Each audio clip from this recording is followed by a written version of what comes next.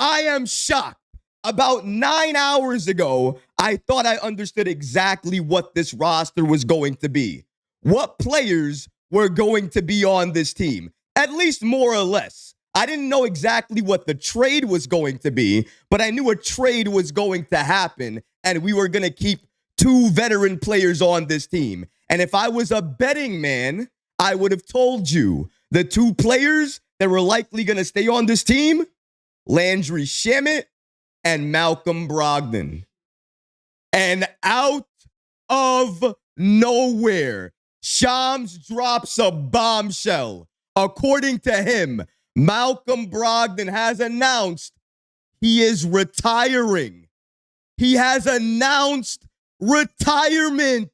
He will not be playing for the Knicks or any team for that matter this season. We are going to break down this and so much more today, guys. This episode is brought to you by FanDuel. If you're enjoying the content, please hit that subscribe button and make sure you have notifications on as well, too, because that could really help us. Whenever we drop a new video, you get that notification so you can jump on and see exactly what we're talking about. But now, let's get started. Malcolm Brogdon announces his retirement.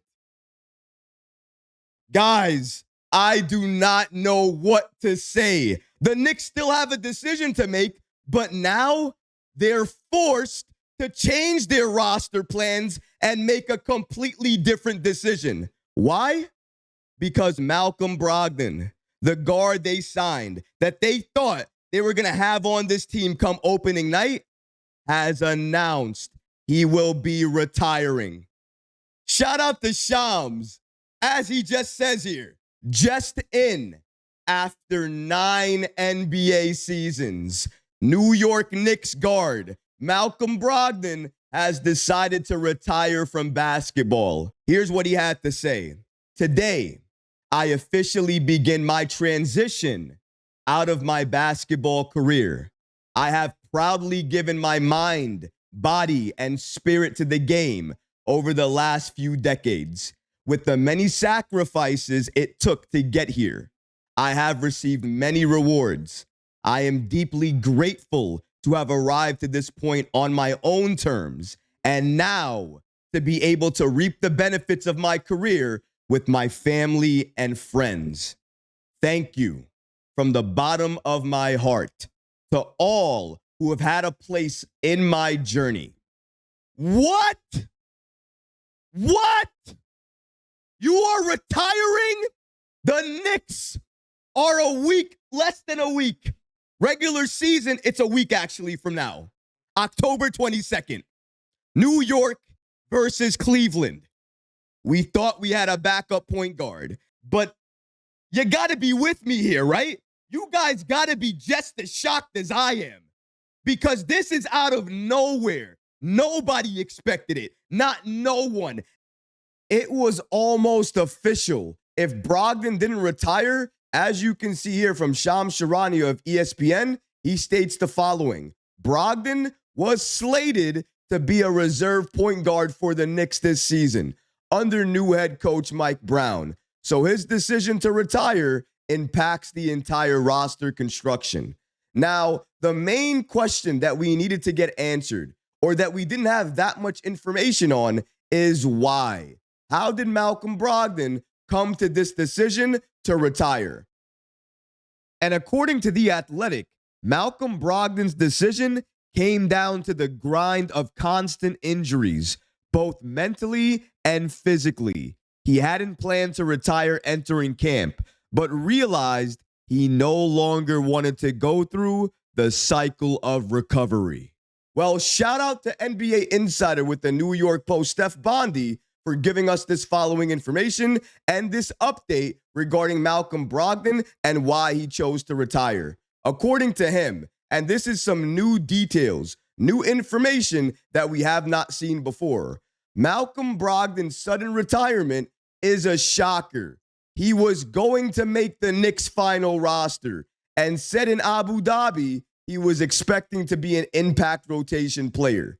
but a career in the NBA took a toll physically and mentally. But here's the part. Here's the main part that changes everything. And I heard it dawned on him in camp that some of his desire / hunger for the game was lost.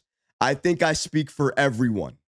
If you don't have that desire, that hunger in your body to want to play this game at the best level possible, then there's really only one thing for you to do: retire. And Malcolm Brogdon, he made that decision. However, now things have changed. Now things are different. Now that changes things. Because now who's fighting for that roster spot? Now 3 players becomes 2. Now it's Landry Shamet and Garrison Matthews. Now think to yourself here. Brogdon, okay. Even with Brogdon, I was kind of iffy because you're talking about the 10th or 11th player on the team. Even with that, Brogdon, I understand. Veteran presence. Now, no Brogdon, Shamet, or Garrison. Is it worth trading a Dadier or a Kolek in order to give yourself one of those 2 players or both of those players? Because essentially, one player is going to make the roster now. And I think after this, after everything that's been announced, given how close we are to the regular season, the Knicks don't really even have time to pivot here. They have to make roster decisions by 5 p.m. Saturday. So they can't even pivot in the way they want to pivot given the timing here. So the only decision that I see them making, keeping Landry Shamet, bye-bye Garrison Matthews, not because he can't shoot, he can. It's just his defense. And you're not trading one of the young players to make room for Garrison Matthews. So maybe now, and we're going to get to the report in a second, but given where we are right now, does it make sense for New York to make that trade anymore? Should New York make that trade? Because in my opinion, the desire to do that has sharply declined after Brogdon has announced his retirement. There's no reason to do it anymore. Why? For Garrison? You're going to do it for Garrison? No, you're not doing it for Garrison Matthews. Malcolm Brogdon was set. Read that again. The Knicks were in a spot where they needed to make a move to keep Brogdon and one of. You see how he referenced that and phrased that? That's a very key thing. Brogdon was set. It was between Shamet and Garrison Matthews. Now, Brogdon's gone. Now they can make a move to keep both Shamet and Matthews, or they can hold on to their young guys and dump no one and still retain one of the 2. And that right there is going to be the move. It has to be the move. It doesn't make sense. It didn't even really make sense before with Brogdon and Shamet. I was already on the fence in terms of the Knicks making a trade to keep the 11th player on this team. But I understood why they were going to do it to keep Brogdon and Shamet. But if I have to give up a young player and I have to attach assets in the same process to get rid of a player to open up a roster spot, I am less interested in making that trade. Now, with Malcolm Brogdon retiring, that choice really is very easy. Garrison Matthews, great shooter, not a great defender, has no chemistry with this team. He is going bye-bye. Landry Shamet, we know he can shoot. We know he can defend. He has chemistry with this team. The Knicks no longer need to make a trade. They should keep Tyler Kolek, Pacome Dadier, only retain Landry Shamet at this point, and that is the roster they move forward with. Shout out to channel sponsor FanDuel, America's #1 sportsbook, for giving us this latest information and these updated odds for what type of players will average 9 assists per game for this upcoming season. And as you can see here, Jalen Brunson, he is one of those players. He's listed at plus 1,100. So obviously, the odds aren't that great regarding Brunson and him averaging 9+ assists per game. However, The fact that he even has a shot tells you how Vegas sees Jalen Brunson today and in the future. And off-ball Jalen Brunson should be able to increase those assist numbers at a rate we have not seen before. All it's going to take is Jalen Brunson being locked in. And thankfully, we don't have to worry about that. JB, he is absolutely locked in to start the season. That bench unit, Jordan Clarkson, Miles McBride, that could be your backcourt. Then you got Josh Hart. He could be your 3. Gerson Yabusele. He could be your 4. Huck Porty. He could be your 5. So that's why I think New York is perfectly fine with the roster that they have right now. And if it's not going to be Tyler Kolek, it could be a Landry Shamet at times. Or maybe if Deuce McBride doesn't have it, it could be a Landry Shamet at times. This is where Landry Shamet's role is going to be. In certain situations, he can be put in, give you defense, and give you three-point shooting, and has that chemistry. Another reason I feel Shamet is absolutely going to make this roster. And another reason I feel a trade will not be happening anymore. This announcement changed everything. I promise you guys.